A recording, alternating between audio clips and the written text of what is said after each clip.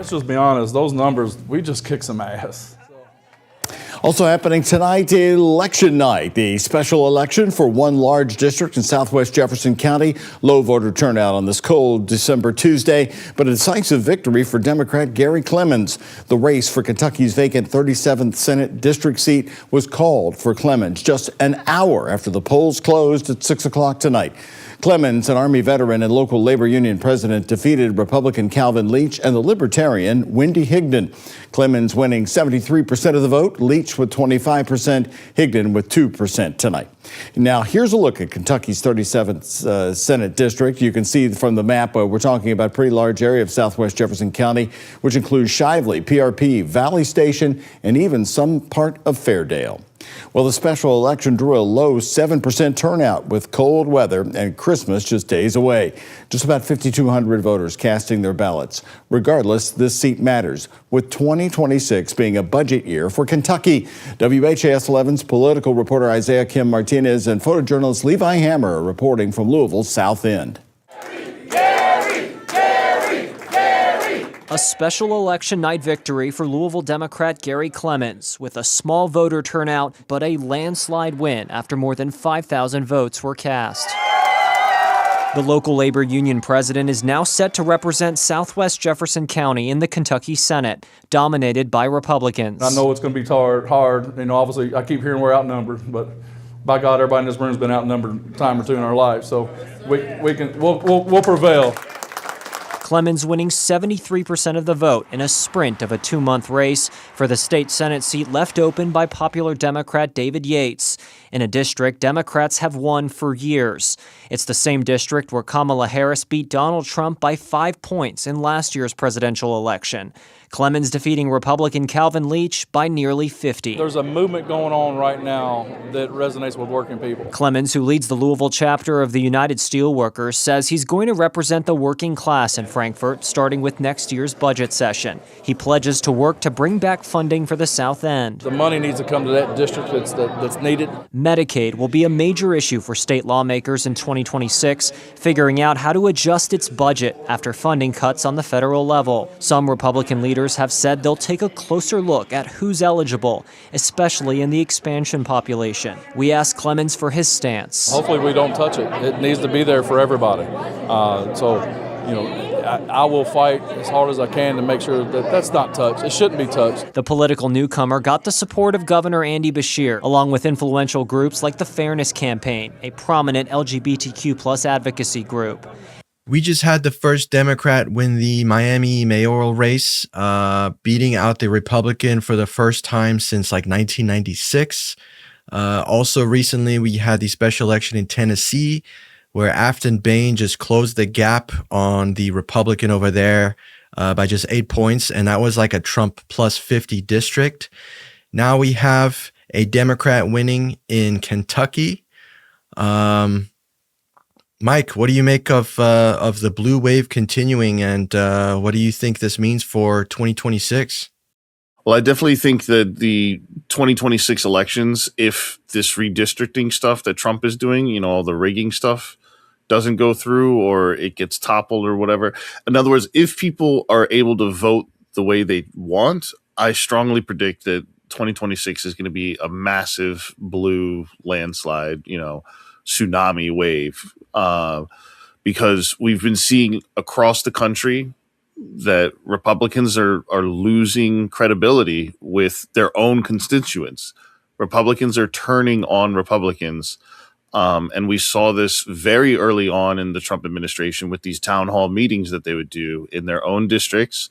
And they had people yelling at them about DOJ cuts and how their veterans are getting screwed over, as well as immigration. Even, now some of these Trump people probably support the immigration, but I think a lot of Trump supporters in general did not understand the tariffs coming in would hurt them, that the immigration stuff would be worse than what they thought it would be, and that DOJ was going to just destroy things and recklessly, carelessly cut things and be very inefficient, even though they promised efficiency. And obviously people look up to Musk as like this super genius, even though he's kind of an idiot. So all of this is to say that, like, very early on, there were signs that things are going bad. Things got so bad that the RNC, the Republican National Committee, told all Republican candidates to cancel their town halls. They said, stop showing up. You're making us look bad. And then when you toss in the Epstein files and, all these other problems that the Trump administration is going through, people are getting sick of it. I mean, we've had unprecedented protests. We have millions of people marching in the streets with this 50-51 and No Kings movement.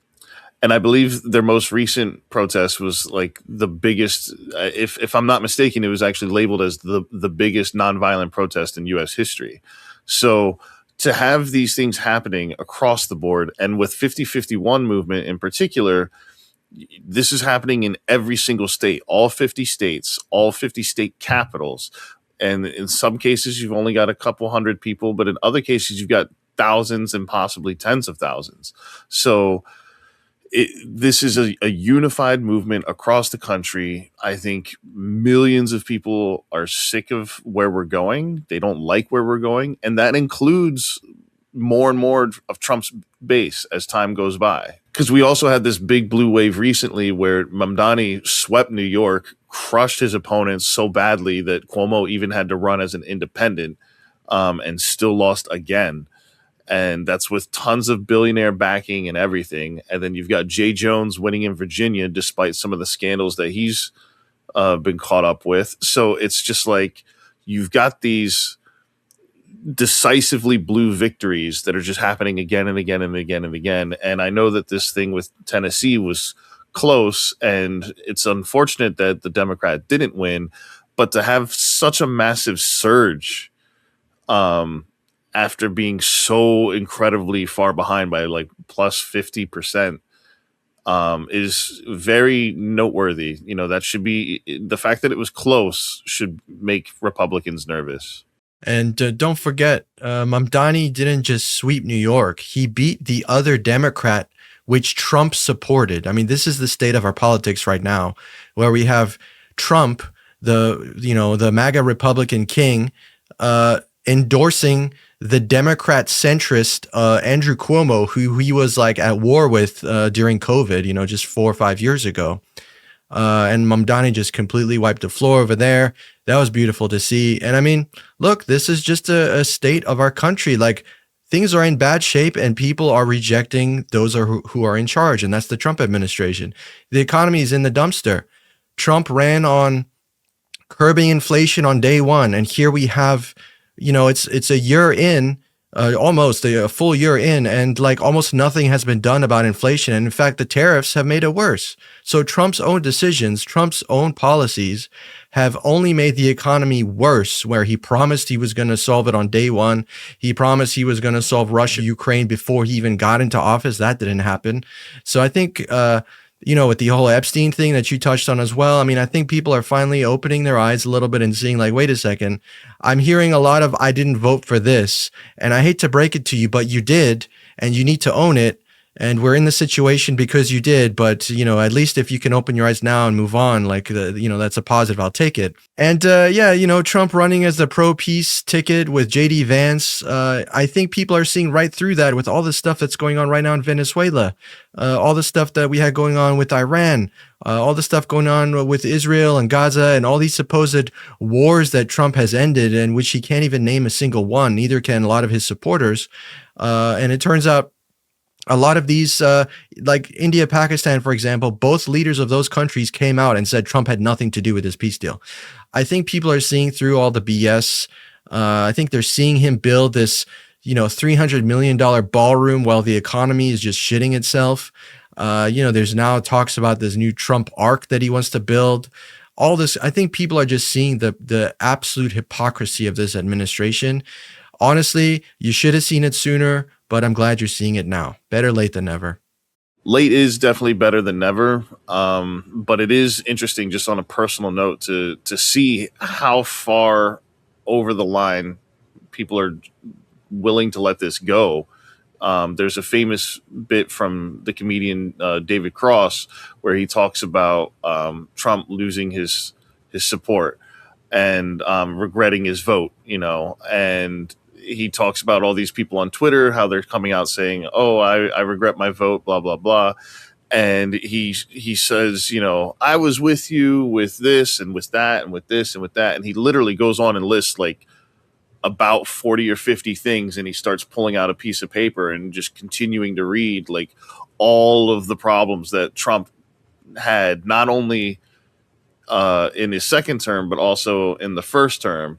And he just goes, oh, this and that and this and that, and just lists all these terrible character flaws and, all these problems. And then at the end, he goes, oh, but this unlimited spending bill, that's too far. And it's just like, exactly, some of this Rob Reiner stuff that we've been seeing recently, where Republicans are coming out and having backlash against Trump. Okay, it's great that they're finally doing so. But at the same time, it's like, how can you ignore everything that happened before it? Because that's the thing about being in a cult, is if, you don't necessarily know any better, but I don't think that excuses the behavior. I don't think we should excuse anybody or let them off the hook. They should definitely be held accountable. And like you said, they need to own it. But I think that, we shouldn't demonize them either, because, they're duped. That's all. They've been manipulated. I think the honorable thing to do is say, look, I did vote for this and I regret it. And I want to, do what I can to undo this damage. I think that's the most honorable approach. Not this whole, I didn't vote for this, I don't like this, but, next week he's got my undying support yet again. It's like, this is the same cycle that just keeps on seeming to happen with MAGA, at least a lot of them. But, we got the whole fallout with Trump and MTG, and that whole rift that's happening right now in the MAGA movement, which is happy to see. We see Thomas Massie being very principled and magnetic in the Senate, and standing on his morals and doing what's right, and that's very refreshing to see. We need more Thomas Massies. We need more Ro Khannas doing the same thing on the Democrat side. So there is a glimmer of hope in this seemingly hellhole that we're in, politically speaking. And look, things are looking great for 2026, and the Democrats aren't really doing anything. It's just Trump and MAGA imploding. Very true. And I do think that another thing that we should keep in mind is there's a wave of Republican resignations coming. A lot of Republicans have shown that after MGT has resigned, more resignations are coming by 2026, January. So, if a slew of Republicans start resigning, and we've already had several resign already, this should be a very clear indicator that, Republicans are going to be losing their support.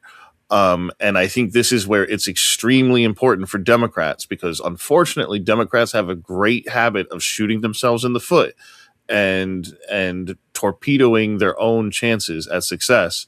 So, I'm not a Democrat, and I'm definitely not a Republican, but, we should make sure that the Democrats stay on point. They should stay focused, and they need to pay attention to what's happening in all of these wins, like with Mamdani especially. Mamdani, I know that he's very New York focused, and I applaud that and I respect that, and I want him to stay New York focused. But that doesn't mean that nationally we can't observe the success that he's had and replicate it throughout the rest of the country. So he doesn't need to be the tip of the spear, but I think if the establishment Democrats get in the way and they try to cling to power and they don't usher in change, then this could all be for nothing. Agreed. I think we need more Mamdanis and less Joe Manchins and Chuck Schumers. And I think that's the key to victory for the Democrats. Let's go.